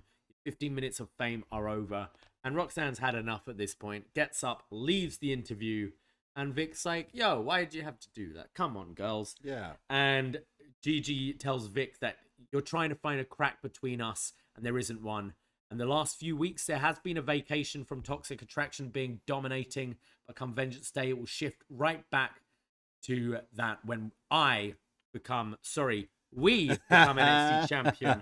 And you get a quick look from JC to Gigi like, when Roxanne charges in, taking out both and like diving through the set, pulling down the whole set falls apart. Yeah, kind of fun little brawl. Yeah, they're pulled apart. You know, it's a brawl when Robbie Brookside gets involved. Fake Regal, not quite William Regal. Yeah. Love him, loved Robbie Brookside. But yeah, you know what? I didn't like the first chunk of it, but then when Roxanne left, you're like, okay, she's gonna go beat them up. And when she did, it was effective. And I did like the glance of Gigi slipping up, like, oh, sorry, So you know what? Not too big of a build for this, but I think there could be some fun stuff in the match. So I'll give him some hope. Yeah, my issue is I think we're gonna see. We've already seen the cracks between the two, and them finally turning on each other, and then put back together. I think we're getting that again in the match. I thought you were gonna say we've already seen them fight like a bunch, which we have over the past 8 months. Like they've fought in so many different tags and singles and stuff with these two as well. With Roxanne, yeah. It's just it's very predictable who's gonna. Can't see Gigi coming out. Yeah, sure. We go to Dani Palmer, who's in the ring. She's going to take on the debuting Stevie Turner, the streamer. That's right. From the future. YouTube.com/@PoisonRanaPod. Yes. No, whatever her @ thing is. She looks like our chat thing when we had the little chat screen box thing. She's like a real Twitch streamer here. I'm not too familiar with Dani Palmer, but it looks like she has wrestled on Level Up and some other NXT stuff. So she actually looked pretty good in here. Let's talk about Stevie Turner, though, the streamer gimmick character, right? Her entrance is she comes out like she's Trinity in the Matrix. Yeah. Like she looks like she's okay. If you've seen the Matrix, when they walk in to the lobby, lobby scene, the best scene, when her, Neo, and Trinity walk in with their coats and their guns. I'm thinking that. And then Stevie Turner gets in the ring, and her pose to hard cam is 2 guns to the camera. I'm like, okay, clearly she is on the same page. But then I started thinking of like the robot in Euro Trip, the mime, and then like this robot guy in Grandma's Boy. I don't know. She's got like these glasses, the things. I'd be interested to, because neither of us really game a whole lot. Yeah. I imagine she's a streamer. It's, you know, like your Fortnites, that Hitman. kind of thing. I don't know. If you're playing these games, like, let us know if she's referencing any of this stuff, because all of it will just go over our heads. It's very like cyberpunk, you know, whatever that game, like all like Apex, all that sort of stuff. Yeah. Look, I'm sure it could get over, but yeah, the match happens. So the match happens. It's a lot of big boots from Stevie. Lots of kicks, like haluva kicks, Sami Zayn style. Haluva kicks, like face washes. There's a running big boot. Palmer starts fight back with some leaping clotheslines and the Luthez press. And then Stevie hits like a modified DDT, followed by a kind of sit-out Uranagi side effect, Matt Hardy style, for the win. She must, the streamer with the side chat box must be a fan of when Matt Hardy did it, version 1. That's clearly the shout out there. And Vic says a futuristic finish there. Side effect. The DDT was cool, but yeah. You know what? Both here, because again, usually it's just like the enhancement talent getting beat up here, but I thought she actually shined through as well. But Stevie Turner, I've seen a little bit in NXT UK when she was wrestling there, but enough to go, okay, like for her first time. She had like a Dakota Kai thing about her, I thought, like a lot of kicks and actually quite a lot more aggressive than I was expecting from her. Right. Definitely, we weren't sure if she was a babyface or a heel a few weeks ago, but definitely last week they kind of made it solidified what she is. It works a lot better for the character. It's and yeah, like a quick out showing, but I think she impressed enough. Like what we're gonna see her the streams that we've seen her, like where she's kind of being rude, and that's why we know like she's like a heel, and here she's beating up like an enhancement talent and using like some serious kicks and stuff, so she's playing in the bad guy. But like, what's the next step for this like streamer gamer thing? Like, is she gonna be on headset making fun of people's moms? Yes. You know, calling people like in the chat, doxing people? What else could she possibly do? I think that she definitely, I imagine next week we'll be probably watching her watch this match back and kind of commenting on it. Right. And I think if she needs, when she starts building feuds, she should be making fun of people's matches on stream. Got you. Okay. Kind of like what we do. Yeah. Exactly.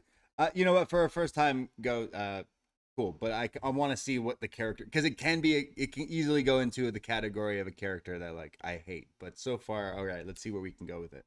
We see Kiana James backstage on the phone, and she finishes her phone call by saying, "I love you too."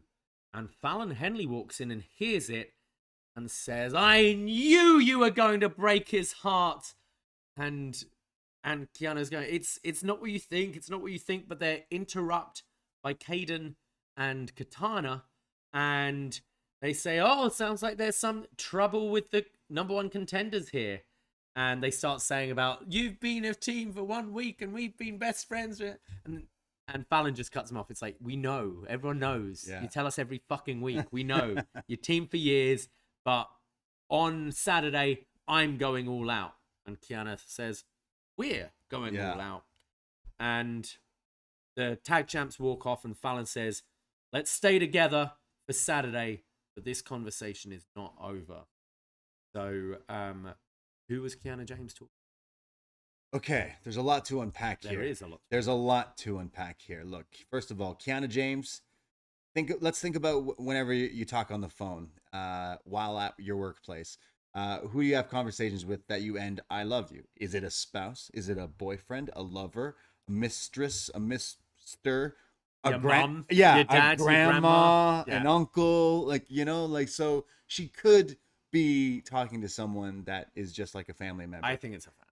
However, she didn't go, "Oh, it was my aunt." So she could have just easily distracted that. She didn't go, "Look, it's just pizza in my phone. It says it right there." You can't, you know, she could be lying. We don't know that. However, we're overlooking something. And, you know, WWE's been doing a pretty good job of storylines and following the little things. Look at the Bloodline doing excellent stuff. Look at Chase University, excellent stuff. You're missing a key part in this match on Saturday. Kiana James is now with Brooks Jensen. And Fallon Henley is like the manager, and there's that storyline going on with, you know, can we trust her and stuff. When they're facing the original girls that used to hang out with Brooks Jensen and Josh Briggs, they'd go to concerts together. He was so nervous to ask them out. Brooks liked he loved Caden. them exactly. He loved Caden. So I mean, really, talk about some like. You know, I hope they're right. Here. I hope they some drama here. I hope they bring that back into it because they absolutely should. They have to. No on Saturday. Brooks and Jensen on the show tonight. They're getting ready for their big match on Saturday. They're in that match, right? Oh, interesting. So yeah, if you remember, that was the storyline going for quite a while. It was like how he was too nervous to like ask Caden. Yeah. They would go out. You want to go out as friends and go out. They would go to the concerts and stuff. Super annoying. That was great. Interesting. Yeah, no, you're completely right. And now look at him. He's got girls who are fighting over him. Times have changed. And you know what? Briggs and Jensen, they also got a new shirt on WWE Shop. So is it nice? Go buy it. Yeah. The other aspect is like maybe Kiana's talking to Fallon's granddad, who owns the bar. I love you too. She's trying to get that bar still. What is it? Dynasty? Yeah. Dallas? Yeah. Okay, we want to get real crazy with some... Look, this NXT with the wilds, you know, who shot who here with the leg parking lot thing. But now, maybe Kiana James was on the phone with Josh Briggs. Oh. That could break his heart. I don't know how that helps anyone. No, it doesn't, but it's juicy. It doesn't get to the bar. It's juicy. Gets the people going. So, I mean, are you suggesting Brooks turns to help Caden win and joins her? Oh, I don't know what I'm suggesting, to be honest. I just figure Kiana leaves and joins with Briggs for no reason whatsoever. I've been saying this for a long time, but Caden and Katana need to be heels. Yeah. Like, just here, they're so, like... They're always like sniping at people. Yeah. And they're meant to be the baby faces. Yeah, it's true. But yeah, can't wait to see that match. Yeah. We go to the ring. Charlie Dempsey taking on Drew Gulak. Little Flower. Yeah, match we've been looking forward to for a while. There's this beautiful like double underhook from Dempsey suplex into this front, I guess, front full Nelson. Submission there. Yeah, crazy back and forth chain wrestling. Very like on top of each other, countering, flipping over, chain side locks, and really impressive. Really beginning of the match. Double underhook again from Dempsey. A German with a bridge for a 2. And then this modified dragon screw leg whip from Dempsey, which looked very nice. Gulak starts to come back with the clothesline. There's this unique looking backbreaker from Dempsey. Dempsey then applies the chicken wing. Clearly hadn't talked to Dijak earlier about who's doing this move. And then Dempsey gets shoved into Hank Walker, who's on the knocking him off the apron. Like they clock heads. Walker's actually, his lip, I think, was busted here. Gulak rolls up Dempsey to pick up the win. So they're selling that Dempsey got pinned because of this head bonk. Yeah. Like because he got not. It did look pretty nasty, as you said. Hank was bleeding, but. Again, kind of prolonging these. This is not a storyline that's going to be featured on the Saturday, so it kind of prolongs now. We're wondering, like, hey, is Charlie joining Gulak and Hank? Are they now going to kick Hank out? Are they going to turn like Gulak is a natural heel, so apparent is the villain's son, William Regal's kid here, Dempsey. You imagine you pair them together. I think we can get another bigger match between these two as well, Dempsey and Gulak. Absolutely. This just wet the whistle. Earlier the night with Bate and Axiom, they were given a bit more time to kind of flesh things out, whereas these two probably had a set time for them. What I really like with Dempsey is he does a lot of moves we see from other people, but he just hits them differently. Like a lot of his suplexes where you'd normally kind of go around the waist, like a waist lock into it, he tends to like suplex from the chest. And even his like backbreakers and his dragon screws and stuff, he does it in a way that not many people does. Yeah. And it makes everything he does look so unique and different, but still having that kind of throwback style. I think he's really impressive. Yeah. Loving Charlie Dempsey so far. We go to Von Wagner's locker room where he's mad And Robert Stone asks him quite a justified question here. He goes, "Why do you have me as a manager?" Von's like, "Excuse me?" He goes, "I've managed you for over a year and I know nothing about you. I go to talk and you talk. Like, what do you want? You're big and you growl. That's all you do, but so does everyone. Show me who you are inside. Help me help you. Help me help you." He goes full on Jerry Maguire right here. Great movie. It holds up. It came on the other night and I couldn't turn it off. Tom Cruise, fantastic. I don't know. I've been in a Tom Cruise resurgence ever since Maverick. Don't Top feel Gun. guilty. He's I don't a fantastic actor. Yeah. Hulk Hogan's favorite. Hulk Hogan's not showing up in the next Top Gun movie. Robert Stone, Bob Stone, whatever they're calling him here. Bob Stone is the definite Jerry Maguire. Yeah, Mr. Stone. Sorry, Bob Stone. That's what they jokingly call him.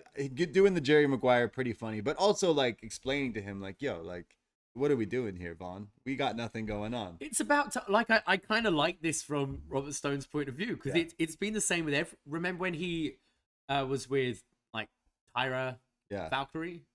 He was with so many people. Well, I can't remember when she was a Monet, wasn't she? Yeah. Where Frankie he was the manager, but she did everything. It's always been the case. So. What was the dog's name though? That's a good trivia question. Poo Poo. I don't know. The best thing going in NXT for some time. Fluffy dog. Yeah. Drive me wild. So I guess we're getting some sort of evolution of Von. Yeah, I mean, I guess we need to, right? But it's funny that he said like, "Show me who you are inside." So maybe we're going total like left field here, and Von's gonna become sensitive. Yeah, sensitive Von. Good, because it's true. He's like, "You're big and you growl." Like, cool. What if you tried being nice? Maybe we'll get further. Is what they're gonna give him Sanger's old gimmick. Is that what it is? Yoga and weed. Yeah. Try it, Von. You won't growl as much, is what he's gonna say. Also, I'm pretty sure that Vic Joseph has referenced this, but we used to call Robert Stone when he started coming out with the ponytail and the thing, Steven Seagal, and Vic Joseph did call him that tonight, which got me popping for sure. And well, that takes us to our main event of the evening. It's a triple threat tag match where the winning team will join the Fatal 4-Way Tag Team Championship match at Vengeance Day, which is so far Gallus, New Day, and Pretty Deadly. Yeah. So this is the Dyad versus Malik Blade and Edris Enofe and Chase U, made up of Andre Chase and Duke Hudson. And this sometimes we've seen in NXT where triple threat tags are 3 in the ring at the same time. This is one of the ones where it's 2 in the ring and you can tag any team member. Yeah. Yeah. Yeah. So Rip Fowler tags Enofe early on with a big chop across the chest. We're forgetting something. Oh yeah, this chest is exposed. Meaning Edris was not wearing his shirt. Got the tattoo removed. Yeah. Laser removal. Yeah, that's why he was wearing this vest. It was hurting too much, so he had to get the WWE logo laser removed off. Yeah. Now he can finally wrestle again with a bare, clean chest. Andre blocks a roll up with a pin of his own and says to, I think it's Malik Edris, here, Edris, he says, that is a teachable moment. There's, on the outside, the Dyad do their... The Dyad lads. Do their, where Jagger Reed leaps over the top rope and kind of spikes the opponent into the shoulder breaker. Yeah. But because Fowler, his back is to the camera here, it looked like the... I've said this before. The tombstone. Yeah, like months ago, I said that to you, and you're like, oh yeah, I could see that. And this week you were watching, you're like, did they just hit the melter driver? What is that? I think it must be a deliberate thing. I guess. Like Gibson angling his back, so it's a shoulder breaker, but Chase sells from the back shoulder. it looks like it's funny. The melter driver. Pretty fun. Chase then goes to tag Duke, but he's been knocked off the apron. He then goes to tag Enofe on the other side, but the Dyad have pulled off Malik and Enofe, allowing the Dyad to continue the beatdown on Chase. They hit the assisted backstabber, but Chase kicks out. Rip then calls Chase a hypocrite and a fool. A fool. Chase then makes the tag, and Duke Hudson has his fun hot tag power-up moment. He does the Chase U jabs and the big elbow, followed by a running senton, and then his leap over the top rope into a German suplex, which looks pretty nice. Yeah, very nice. Malik comes in with his D'Lo Brown-esque low-down frog splash. Yeah, looking pretty sweet. Really and then nice. like the crowd were really getting into this because like they've won some matches with this before. And then they hit, which is kind of, I guess, their other finisher. Well, yeah, Edris follows up with the elbow drop, and then it's the Fireman's Carry blockbuster. Yeah, I remember Crime Time used to call this the G9. All right. Similar move here, yeah. But everyone breaks up the pin. Enofe and Blade both hit tandem con helos over the top. I feel like both overshot this and just went flying. They're on fire. They've got hops. Yeah. And then there's a Tower of Doom spot with Andre Chase at the bottom. Just stacking like, everyone. Acts like he's like the big show after. Yeah. Like, Teachable moment. And then he follows up with the Chase You stomps. Give me a C, give me an H. But Ava Rain gets on the apron. Thea Hale runs around and takes her out. And then there's the frat liner. I imagine this is something maybe they've been doing on Level Up because I don't know. I think we've seen it once. It's the gory special into like a flatliner. Look, double team move. Yeah, it was pretty fun. I love the name, the Fratline. It's great. They're and Chase You win in, I'd say, a bit of an upset. Chase You? Yeah, absolutely. You know what though? The storyline has been pretty good. We've been joking for weeks that it's the bloodline storyline of NXT with the Chase You Duke Hudson thing, and you know what? They have kind of deserved to be featured on a spot. They've been a prominent like bit on this show week by week. So yeah, they should be involved. I am kind of bummed. I actually we literally talked about this last week, but why is Gallus in this match? It actually should be Malik and Edris. They've been getting so over just so organically, and watching this here tonight, you go, okay, Chase You and this other team are fantastic. Unfortunately, I didn't think the Dyad lads kind of show up as much as they used to. We used to be big fans of these guys back in the day, and they just haven't hit it the same way. Maybe it's just kind of whatever. But yeah, the match at the pay-per-view on Saturday, sorry, PLE, is New Day, Gallus, Pretty Deadly, and now Chase You. And I'm definitely like, man, is it elimination? It just says Fatal 4-Way, so. Probably not. 4 teams, so many different ways you could lose the titles. Yeah, I guess it's so New Day aren't taking a pick. Yeah, exactly. After the match, there was so we see Gallus on the perch, folding their arms, wearing shirts, and Pretty Deadly are on the ramp, and New Day come up on the screen and pretty much celebrate the win for Chase You, congratulate them. They don't seem to be taking these tag titles too seriously. No. But yeah, I would Chase You make sense? Absolutely. If you're continuing this Duke Hudson story, like, give it to them. Give it to them, and they lose it at the next PLE. Like, definitely do that run. If it's definitely, or even a quick one on TV and put it on Pretty Deadly, fucking them over or something like. It can't be Gallus. Any other option but anyone but Gallus. I don't care, but it should be Chase You after watching this here. Like winning the like wild card spot. It's the story you want to see, right? Like the fighting chance kind of thing. So I agree with you. I don't think Dyad particularly showed up in this, but I think Malik and Edris are so fun to watch. And Chase You, I think Duke, like him working as a babyface. I mean, isn't he? But like his babyface kind of power up spot is so fun to watch, and Andre Chase as well. Like I had a lot of fun in this match, and I think the 4-way could be pretty fun too. See, like all you need to do if you have gambling problems, just go to university, and everything will. I guess so. Look up for you. Do I need to go back to university? That's what I learned from watching free university. He used to be playing poker. Look at him now. Look at him now, shining in a title match on Saturday. But a pretty good episode of NXT. Honestly, I really enjoyed tonight. I thought there was a lot of wrestling, but actually a lot of pretty good wrestling as well. And you furthered some stories. I think it built up Saturday quite well. But like.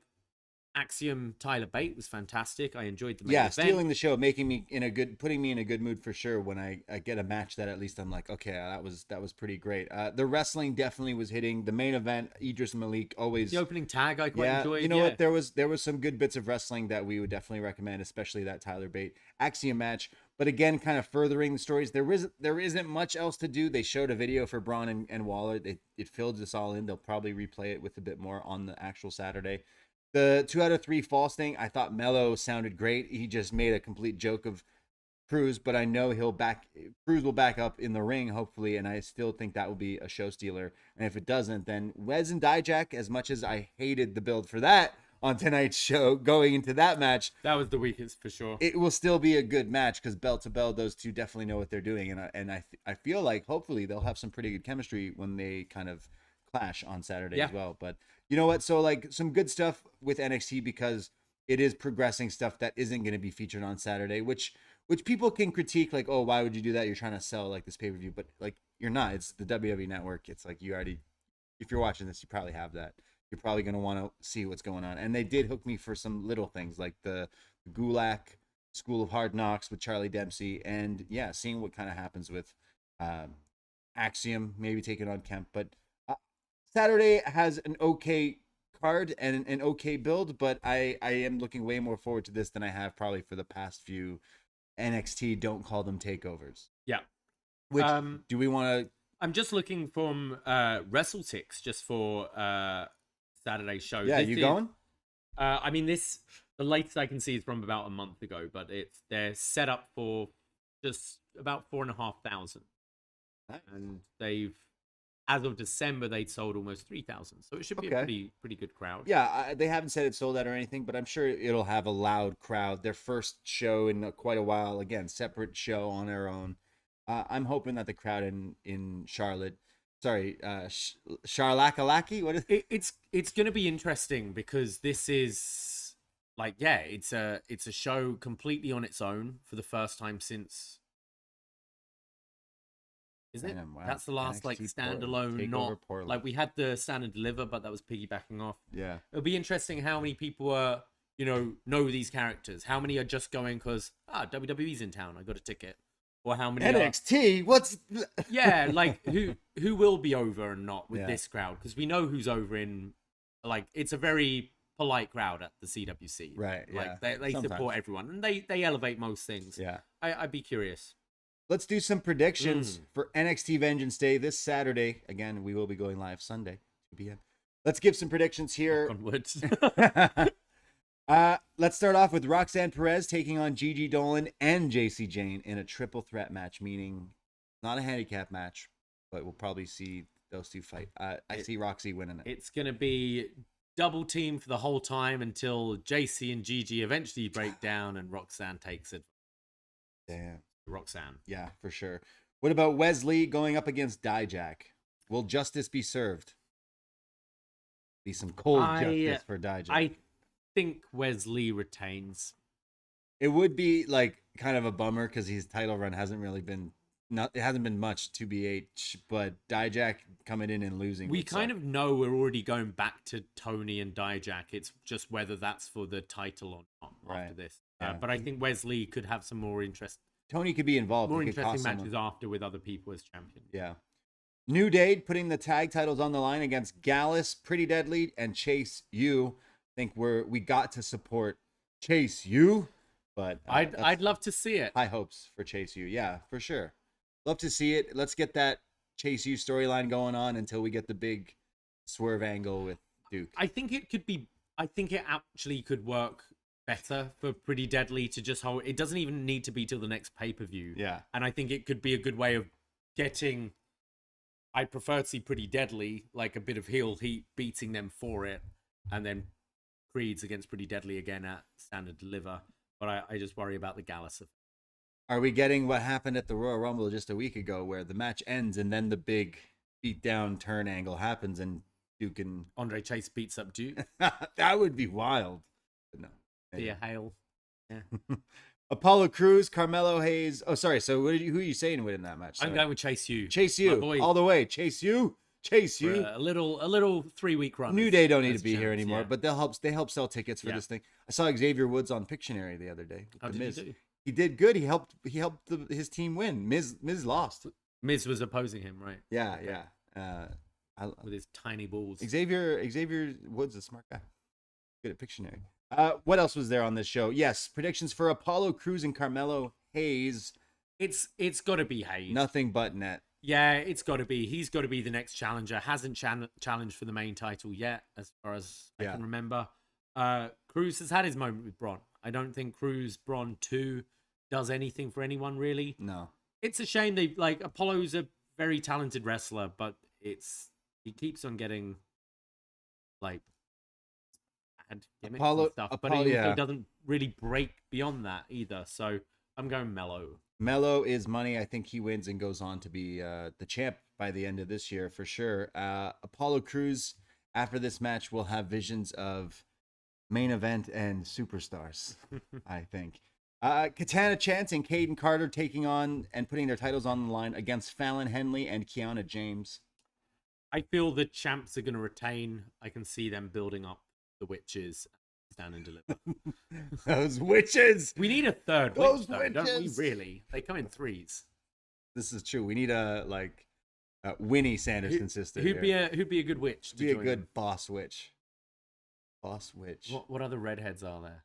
True. Are they both gingers? Yeah. Should I join the witches? Yeah.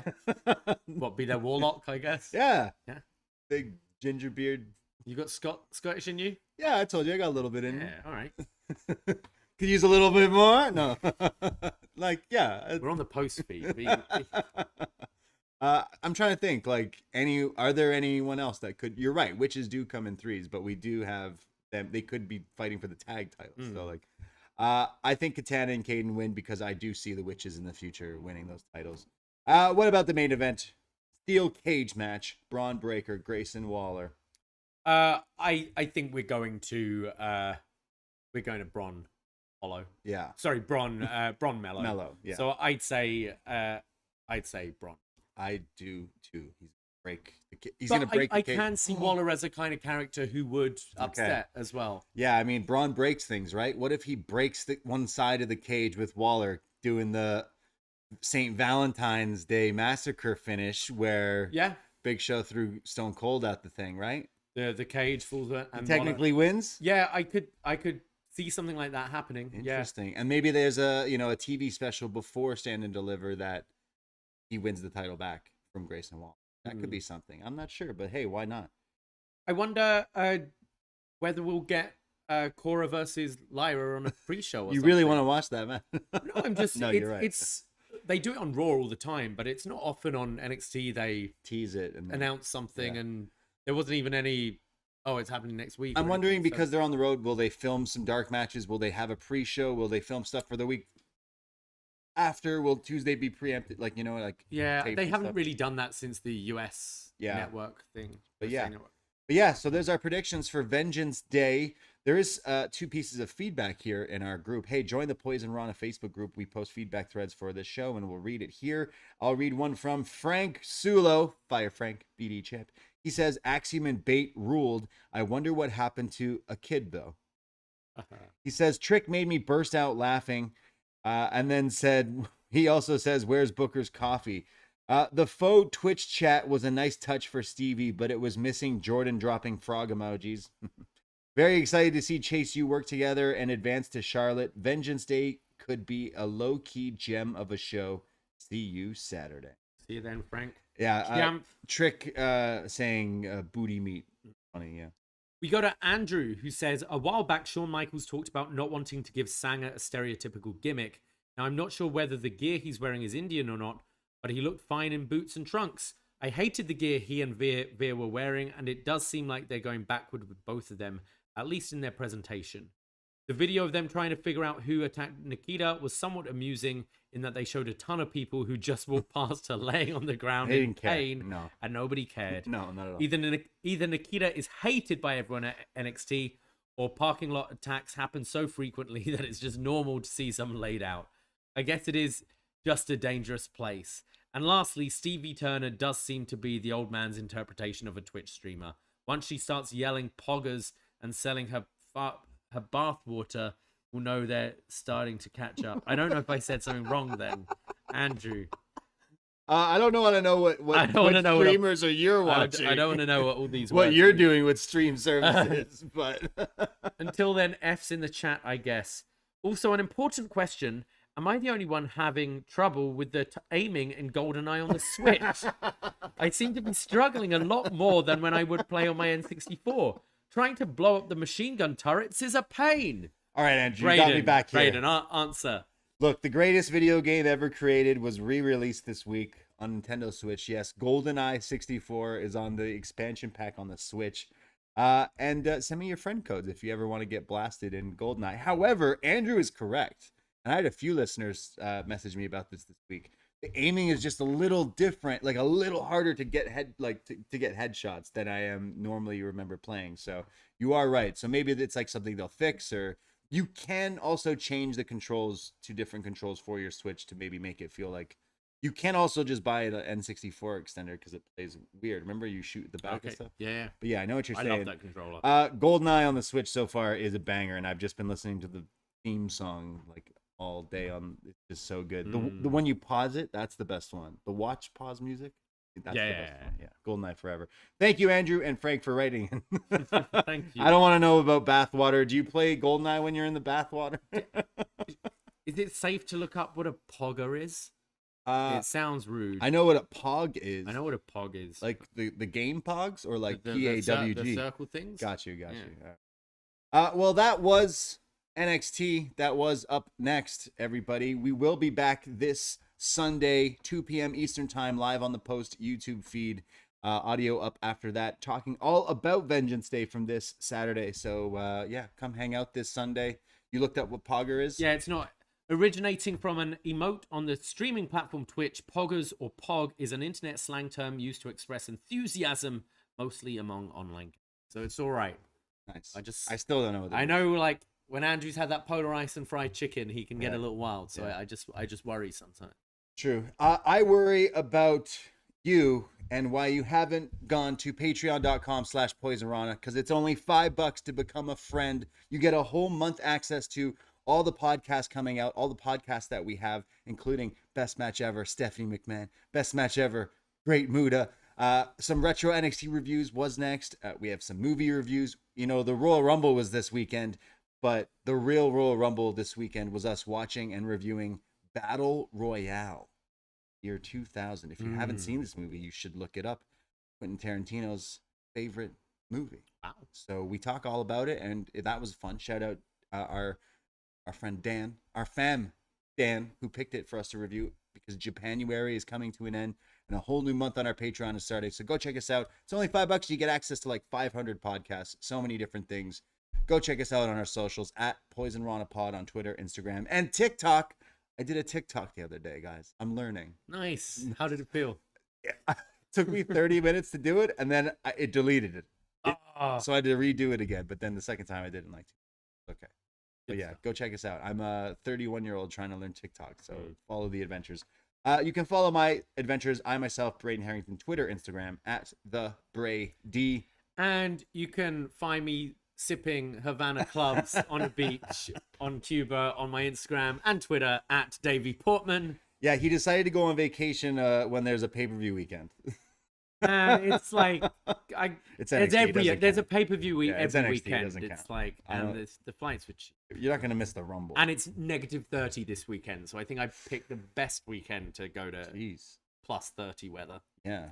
Damn. So next week I'll be joined by Siino on Tuesday night. So and pray for internet connections in Cuba, guys. So yeah.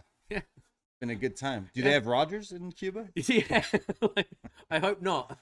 Hope so. Yeah. Way's just gonna kill someone. Yeah, I mean, John can't do the show with you because until he's sorted out. All right, guys. Thank you so much. We love and appreciate anyone who listens to us. If you're listening on Apple Podcasts, give us a nice little review. Give us likes, retweets. They all go a very, very long way, and we love and appreciate you. And stay warm wherever you are. It's cold. And like and subscribe to this Post as well. Yeah, hit the like on that. Love you all. Take care. Goodbye.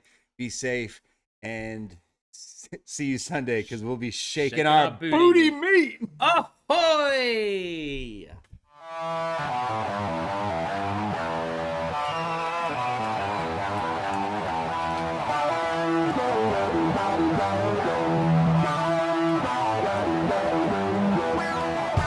First time in a long time, but back like I never left. Taking each day as it comes, you know me, I don't read ahead. Watch me burn down everything, BDE on the TV set. When I'm in control on the road, you can never really know what's up next.